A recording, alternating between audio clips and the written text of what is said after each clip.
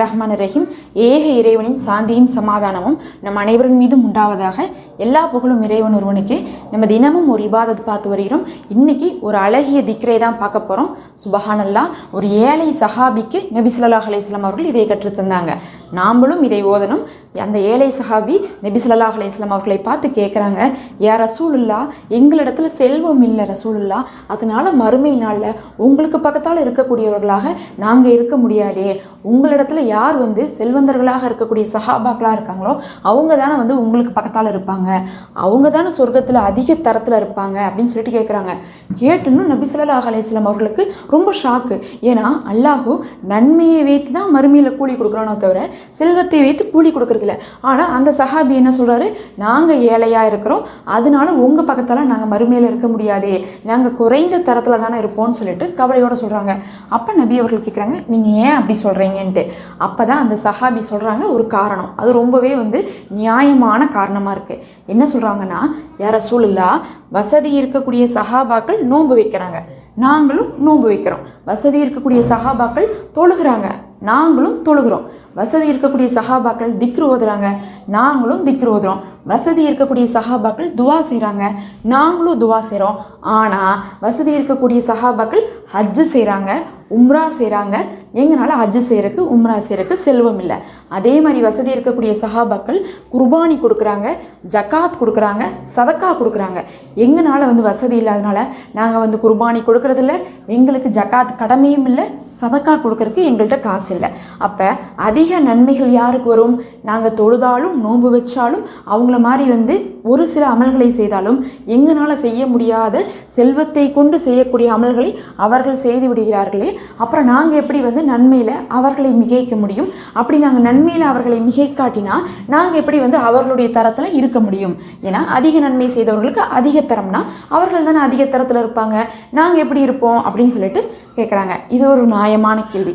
ஏன்னா இப்போ ஒரு 10 நன்மையான காரியம் இருக்குன்னா அதில் வசதி இருக்கிறவங்க 10ஐயும் செய்ய முடியுது, வசதி இல்லாதவங்களால காசால் செய்யக்கூடிய விஷயங்களை செய்ய முடியாமல் போயிடுது. அப்போ இவங்க ஒரு 5 நன்மை தான் செய்கிறாங்கங்கும் போது அது பார்க்கும்போது குறைவாக தான் இருக்கும். அதை தான் அவர் கவலையோடு கேட்குறாரு. இது நியாயமாக இருக்குது. அப்போ நபி ஸல்லல்லாஹு அலைஹி வஸல்லம் அவர்கள் சொல்கிறாங்க, நான் உங்களுக்கு ஒரு திக்ரு தட்டுமா?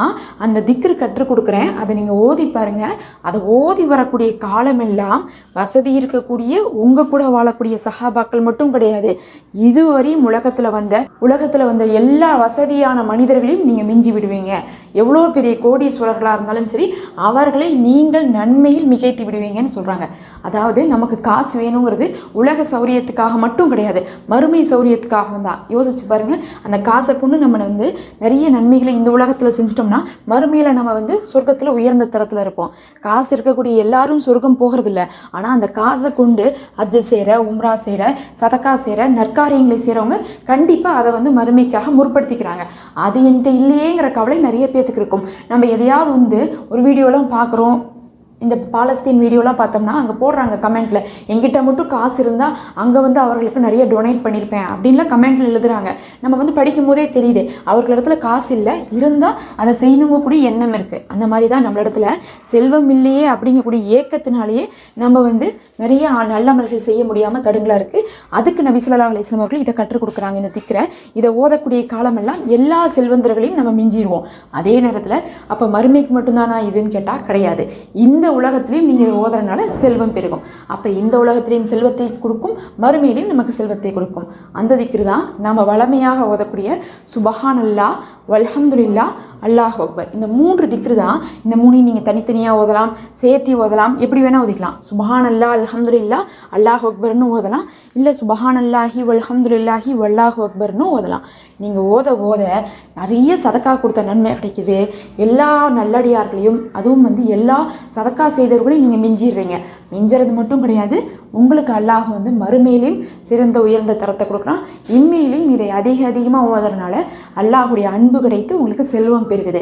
அப்போ இம்மை மறுமை ரெண்டுலையுமே செல்வந்தராக ஆகுவதற்கு சதக்காங்கிறது ஒரு சிறப்பான அமல். அந்த சதக்கா செய்த நன்மையை இந்த திக்ரு பரிபூர்ணமாக கொடுப்பதாக நபி அவர்கள் கூறியிருக்காங்க. இதை நீங்கள் ஓதிவாங்க. எல்லா நாட்களுமே நம்ம ஓதக்கூடிய திக்ர் தான். ஆனால் அதனுடைய சிறப்பை கேட்க கேட்க தான் நமக்கு ஊக்குவிப்பாக இருக்கும். நிச்சயமாக முஃமின்கள் பலவீனமானவர்களாகவும் மறதியானவர்களாகவும் இருக்காங்க. அதனால் நாம் தான் ஈமானை புதுப்பித்து கொள்ள வேண்டும், ஞாபகப்படுத்தி கொள்ள வேண்டும். ஒவ்வொரு அமலையும் நீங்கள் இந்த திக்ரை அதிகமாக வளமையாக சும்மா ஒதுவு இல்லாமல் தொழுகை இல்லாமல் வேலை செய்யும் போது கூட ஓதிக்கிட்டே இருங்க.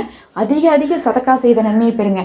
நீங்கள் வீடு கூட்டிகிட்டு இருக்கீங்க, வீடு கூட்டக்கூடிய நேரத்தில் கூட நீங்கள் திக்ரு ஓதலாம். அப்படி நீங்கள் திக்ரு ஒரு 10 தடவை ஓதுனா கூட அந்த உங்களுடைய வேலையில் கூட 10 பேர்த்துக்கு நீங்கள் சதக்கா செய்த நன்மை கிடைத்து மறுமை நாளில் அந்த நேரத்தை கூட பலன்படுத்திய ஒரு நல்லடியாராக நீங்கள் இருப்பீங்க.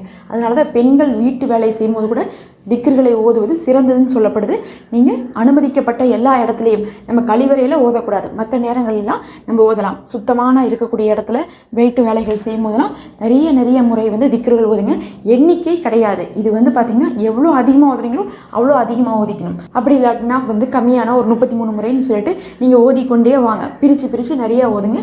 நிறைய சதக்கா செய்த நன்மையை சேர்த்தி வைத்து செல்வந்தராக இம்மையிலையும் மறுமையிலையும் வாழுங்க. அஸ்ஸலாமு அலைக்கும் வரஹ்மத்துல்லாஹ்.